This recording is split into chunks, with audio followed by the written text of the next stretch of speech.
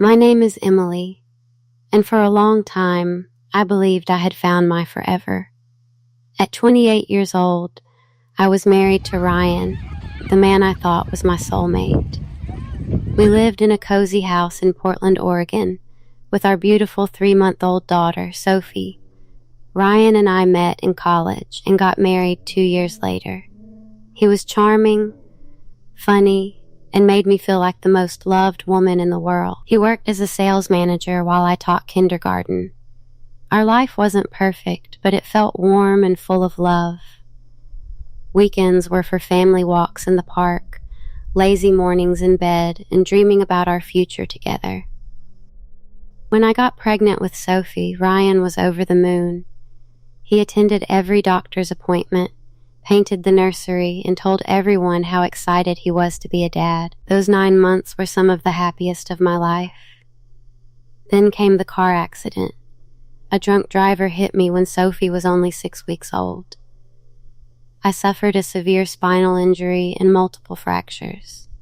The doctors said I might never walk again. I was terrified, but Ryan held my hand and promised, "I'm here with you, Em.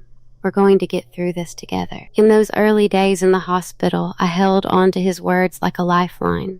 I had no idea those promises were about to shatter into a million pieces. I truly believed our love was unbreakable. I had no idea I was about to lose everything I held dear. The first few weeks after the accident were a blur of pain and hospital routines. Ryan visited every day, bringing flowers and Sophie for short visits. He told me how much he missed me and how hard it was managing everything alone. I felt guilty for putting so much pressure on him. But slowly, small things started to change. His visits became shorter. Sometimes he would check his phone constantly and seem distracted. When I asked if everything was okay at home, he would sigh and say, "It's just stressful, Emily. I'm doing my best." I believed him. After all, he was handling a newborn and worked by himself. Then the gaps between visits grew longer. 1 week he only came twice. When I gently brought it up, he got defensive. "You have no idea how hard this is for me. I need some space too." His tone was sharp, something I wasn't used to from him. My mom offered to help more, but Ryan insisted he had everything under control. "We don't need to burden your family," he said. Looking back, that was a big red flag. The worst warning sign came on a rainy Thursday. Ryan was supposed to bring Sophie for her usual visit. He called at the last minute, saying she was fussy and he couldn't make it. I cried that night, feeling so isolated and helpless in that hospital bed. Still, I pushed the growing fear down. I told myself that Ryan was just overwhelmed, that once I started recovering and went home, everything would go back to normal. I had no idea that my husband was already planning his exit. The betrayal came on a Wednesday morning I'll never forget. I had just finished my physical therapy session and was feeling hopeful. The doctor said I was making progress and might be able to go home in a few weeks with intensive rehab. I couldn't wait to tell Ryan. But when he walked into my hospital room, his face was different. Cold, distant, he sat down and didn't even look at me. Then he said the words that broke me, "Emily, I can't do this anymore. I'm leaving." I thought I misheard him. "What?" "I'm done. The baby, the hospital, all of it. It's too much. I need to live my life." He paused, then added, "I've already moved most of my stuff out. Sophie is with my sister for now." I felt like the room was spinning. I reached for his hand, but he pulled away. Through tears, I begged him, "Ryan, please, I'm getting better. We can get through this together." For Sophie. He stood up and looked at me with something close to pity. "I didn't sign up for a broken wife. I'm sorry, but I have to think about my own happiness." He walked out without looking back. 2 days later, Divorce papers were delivered to my hospital room. He was seeking full custody of Sophie, claiming I was physically unfit to be a mother. He wanted the house, the savings, almost everything. The man who promised to love me in sickness and in health had abandoned me at my absolute lowest point while I was still learning to walk again. In that moment, lying in that hospital bed, I felt completely shattered. The weeks after Ryan left were the darkest of my life. I lay in that hospital bed for hours, staring at the ceiling, replaying every moment of our marriage. How could the man who cried tears of joy when Sophie was born just walk away like we meant nothing? The physical pain from my injuries was nothing compared to the emotional agony. I stopped making progress in physical therapy. Some days I didn't even want to try. What was the point if I had no family to go home to? My mom moved in temporarily to help, but even her presence couldn't fill the emptiness. Sophie was with Ryan's sister, and the custody battle was already turning ugly. Ryan's lawyer painted me as an unstable, injured burden who couldn't care for a child. I felt worthless. I questioned everything my worth as a woman, as a mother, as a person.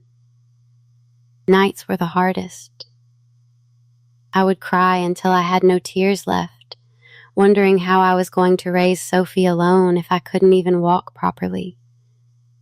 There were moments I felt so low that I wondered if Sophie would be better off without me.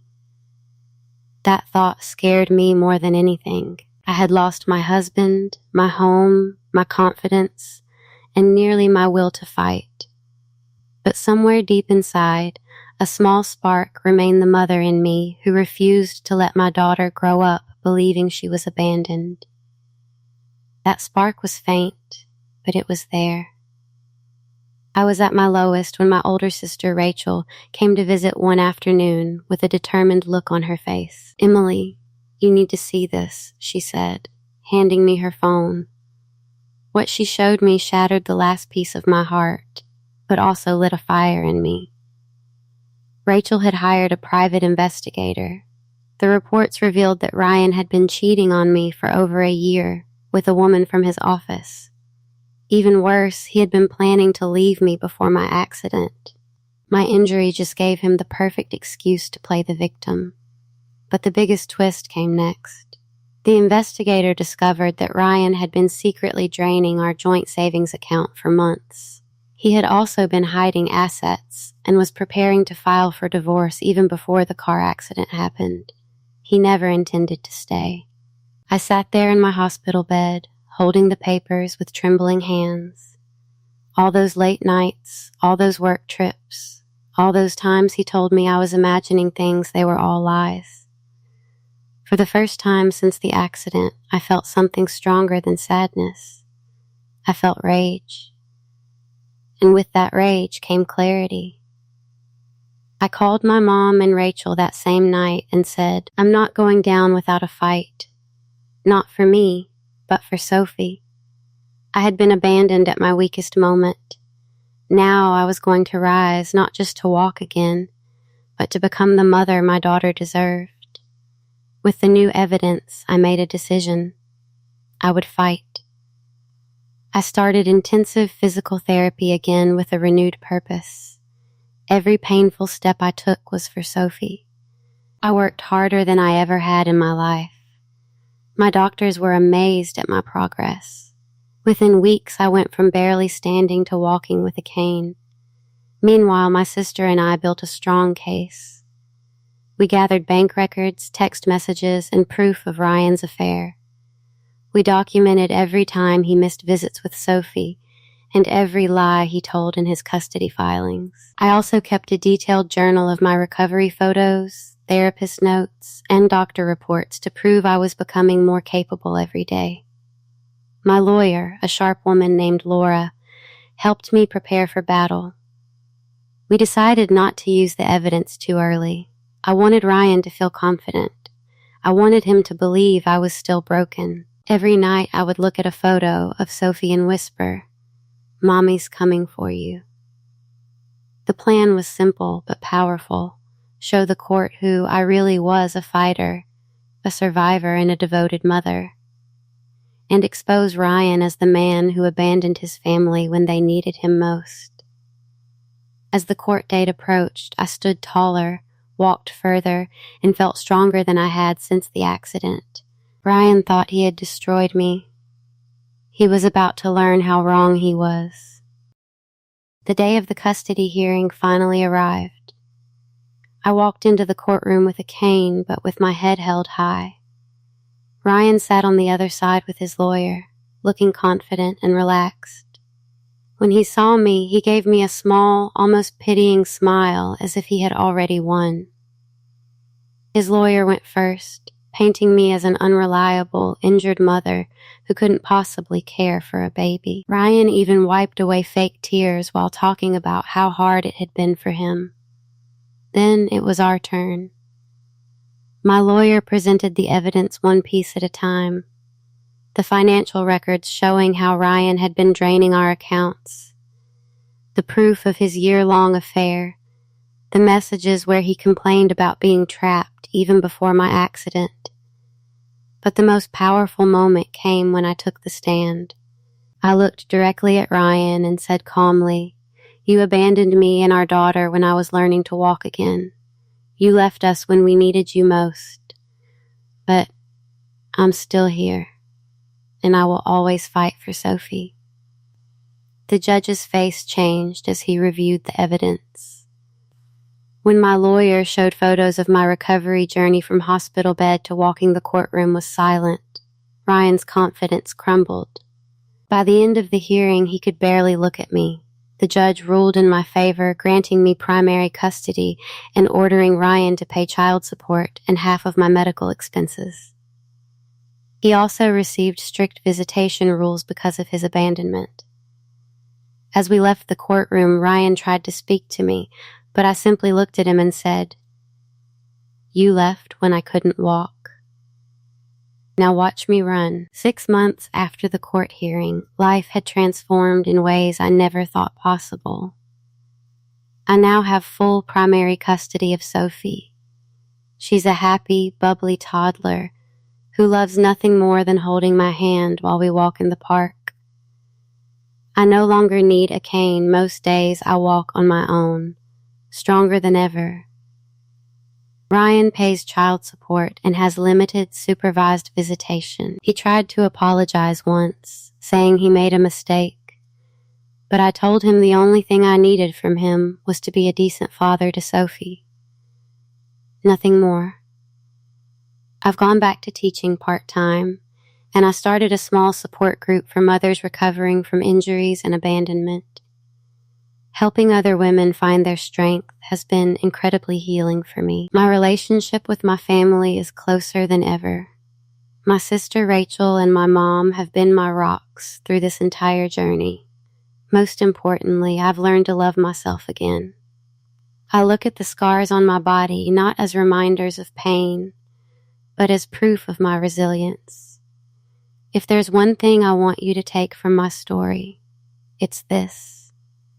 Never let someone's decision to leave define your worth. Ryan abandoned me at my lowest point, but that moment became the beginning of my comeback. The woman he left behind is not the same woman standing here today. I learned that true strength isn't about never falling. It's about rising again even when your legs are weak, your heart is broken, and the world seems against you. To anyone going through betrayal, abandonment, or heartbreak right now, keep going, keep healing, keep walking, because one day you won't just walk again, you'll run.